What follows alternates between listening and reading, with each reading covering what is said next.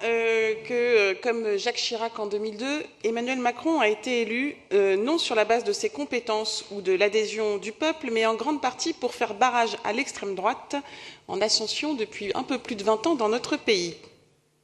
Aujourd'hui, ce barrage semble se dissoudre, puisqu'en matière de rejet à la mer des réfugiés, les décisions gouvernementales ressemblent dangereusement à celles du ministre de l'Intérieur fasciste italien Salvini.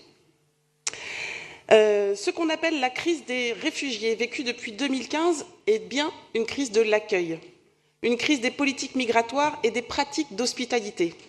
Depuis 3 ans, nombreuses sont les associations, même certaines villes, qui se mobilisent, notamment Médecins sans frontières et son bateau l'Aquarius, luttant au quotidien pour essayer d'organiser le sauvetage de migrants en mer en conformité avec le droit international, ont malheureusement fini par se laisser décourager. Non par manque d'engagement, mais parce qu'elles ne peuvent plus faire face aux attaques juridiques et matérielles des institutions de différents pays européens. Là encore, la ville de Paris se distingue par son soutien renouvelé, d'année en année, aux associations de terrain, dont les compétences et l'efficacité ne sont plus à démontrer. En cela, je tiens d'ailleurs à saluer Dominique Versini et Anne Hidalgo, très mobilisées sur ce sujet. Ce sont donc ces associations, la Fondation de l'Armée du Salut, Aurore, Emmaüs, Urgence Jeunes, France Terre d'Asile, mais aussi beaucoup d'autres, dont l'expertise partagée nous permet de connaître de manière toujours plus fine les populations et les problématiques auxquelles elles sont exposées.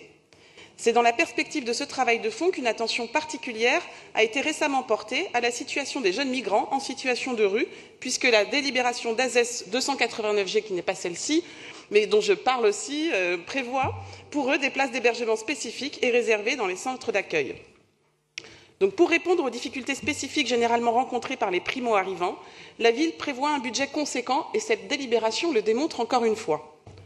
Au-delà de l'urgence, il s'agit de continuer à travailler sur l'accueil des réfugiés, au plus près des besoins, dans la finesse et au plus près des problématiques des personnes.